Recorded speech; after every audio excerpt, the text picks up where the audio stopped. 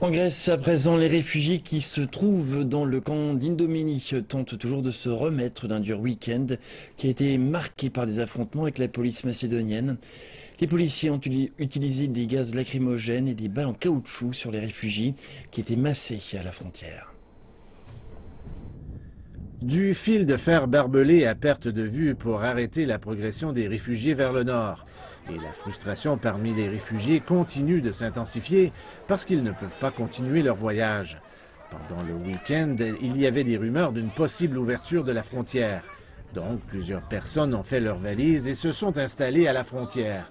Mais quand j'ai parlé à Mahmoud, un réfugié syrien, il m'a dit qu'ils ont été choqués par ce qui s'est passé. Voici une vidéo que son ami a filmée sur un téléphone portable.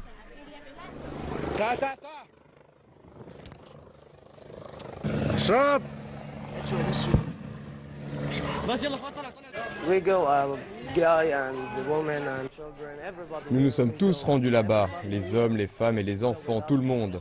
Quand nous sommes arrivés à 5 ou 6 mètres de la frontière, ils ont pris leurs bombes lacrymogènes. Nous leur avons dit que nous n'étions pas des terroristes, que nous voulions partir, nous ne voulions rien faire d'autre. Ils nous ont battus. Nous leur avons demandé en anglais, en arabe et même en grec d'arrêter. Ils n'ont rien voulu entendre. Ils nous ont lancé des bombes lacrymogènes et des balles en caoutchouc. J'en ai reçu une dans le dos et mon ami en a pris une dans le cou. Et l'autre ici, c'est Youssouf. Il en a reçu une en pleine tête. L'organisme Médecins sans frontières se dit débordé par le nombre de patients à soigner. En tout, nous avons vu environ 300 personnes dans 2 différents sites. Ils avaient été exposés au gaz lacrymogène, mais aussi ils avaient des lésions causées par les balles en caoutchouc. Il y avait aussi des enfants parmi les blessés. Nous avons vu au moins 3 enfants avec des blessures à la tête qui ont été causées par les balles en caoutchouc. Et plusieurs ont été aussi incommodés par les gaz lacrymogènes.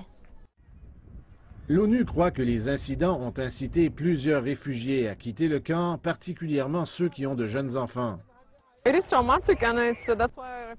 C'est traumatisant et c'est pourquoi les réfugiés disent qu'ils ne se sentent pas en sécurité ici, et particulièrement les familles avec de jeunes enfants. Nous entendons beaucoup d'histoires d'enfants qui sont incapables de dormir la nuit et qui font des cauchemars tout le temps.